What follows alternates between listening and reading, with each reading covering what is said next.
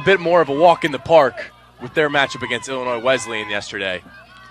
Jack Obrien will take the opening faceoff for the Red Dragons at 49%, but it's be Brady Watts at 65% on the year, winning and taking a shot. He scores! Oh my goodness! Right off the bat, it's Brady Watts going right down Country Club Road and bearing the first goal of the game, his fourth goal on the season, and the Spartans take the early 1-0 lead 7 seconds into the game. Ladies and gentlemen, I don't know if you know this, but I'm sitting next to a prophet.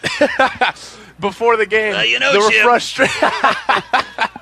the frustrations for yesterday for Brady Watts, we figured something was going to happen, and my host, Jared Welch, called an off-the-rip first face-off goal for Brady Watts.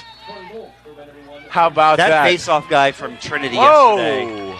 Some of the fastest hands absolutely gotta give it to him him in a long time, and now everybody just tied up, scrum, ball flying everywhere, and finally settles down with Cole Sturver. Two Sturvers on the play, or on the Red Dragon, so I'll do my best to get first names in there too as well for the fans at home. It is only until transition opportunities arise that any goals are going to happen that in this first quarter so far. James Sullivan getting the assist on the goal. Watts with the face-off win. Gets it into Gismondi, under pressure up high. For college, 65% on the year.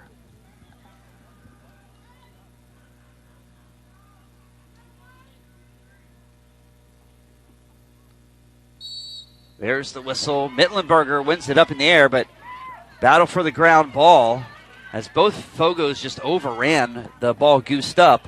Watts with the goose nice to play. Fisher. So a very non-traditional face-off win there. It's good to take advantage of not getting back in the hole in the Spartan defense. But we talked about this during the women's game earlier today. The transition opportunities can arise out of broken clears, unsuccessful clears. That is perhaps one of the most dangerous times for a defense when your guys are getting off, your personnel isn't on, and while they need to be worried about helping with the crease responsibility. Both teams putting the double pole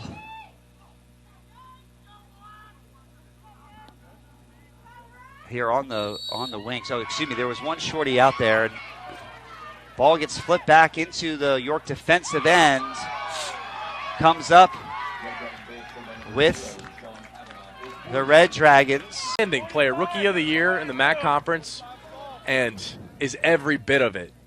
One of the leading scorers on this highly productive offensive unit. And he shows you why. Incredibly smart and got great positioning. Watts off the pipe. Ground ball pickup by Macknick. Ball passed dangerously into the middle. The ride.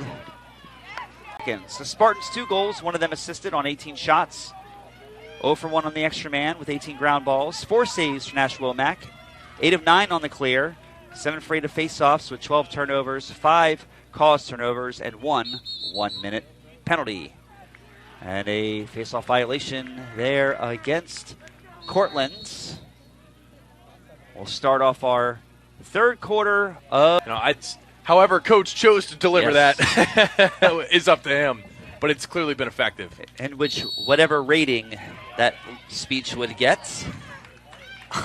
And a big put down there is Miltenberger fell hard there in the middle of the field, but he receives the pass and able to work it into the zone. It's these margins that make playoff games. We have two very well-met teams. This game is going to be won based on unforced turnovers like that. Thrasher comes up with the ground ball. Both of us are not going to be happy about what I just saw on the screen. Oh, no. The long pole does not get the assist because of the fake and dodge. Takes away the assist from the long pole. Trey, you got an assist in our hearts, buddy. Oh, my gosh.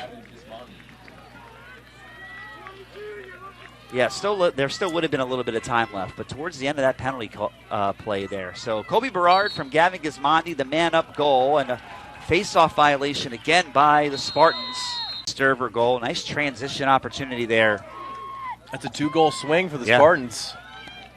That was absolutely huge, and that starts with the save by Travis Wagner. Starting to get going in the second half. He's really been impressive to watch. 9 saves this evening for Wagner. Passes up for Macknick. Nicky Miltenberger out at midfield for this faceoff. And 10 seconds, plenty of time for either faceoff artist to make something happen here. Tied up, a hold. It's going to be Cortland ball. 5 seconds left. Good pressure and scores.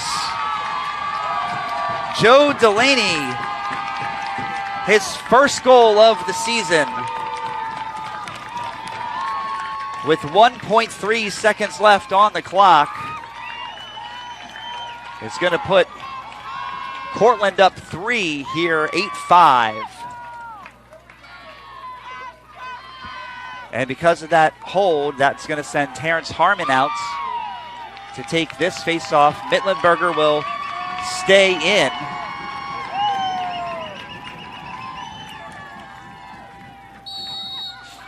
And Miltenberger wins it clean, and that will wind out time.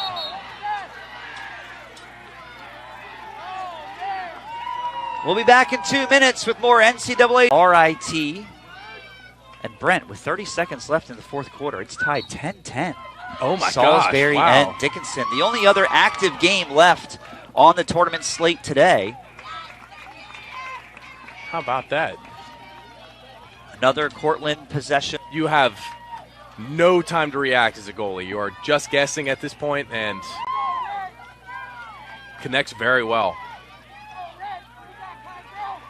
So makes our score 9-5. Largest lead of the game. Watts with the win. Works it into Fisher. Nicky Miltenberger.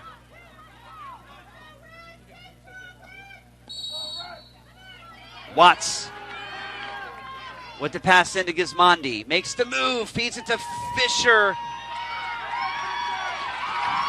And a good hit put on there as Fisher had to go down for the ball in the low pass. Here comes the pressure. Ball is down on the turf.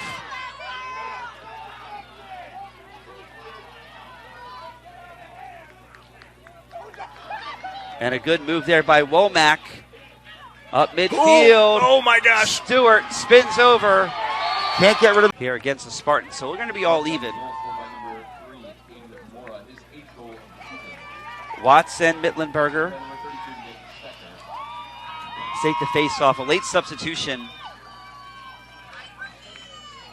Oh, no, they are calling the penalty.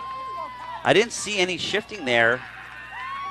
So there is a penalty, and you're right. It looks like it was Rutledge over there. It hasn't been called in the scores table yet. So with 39 seconds left to go in the game, it's an illegal body check for 1 minute against Rutledge. The win backward, and Watts trying to do whatever he can to try to break up that play. And now it just becomes a game of keep away.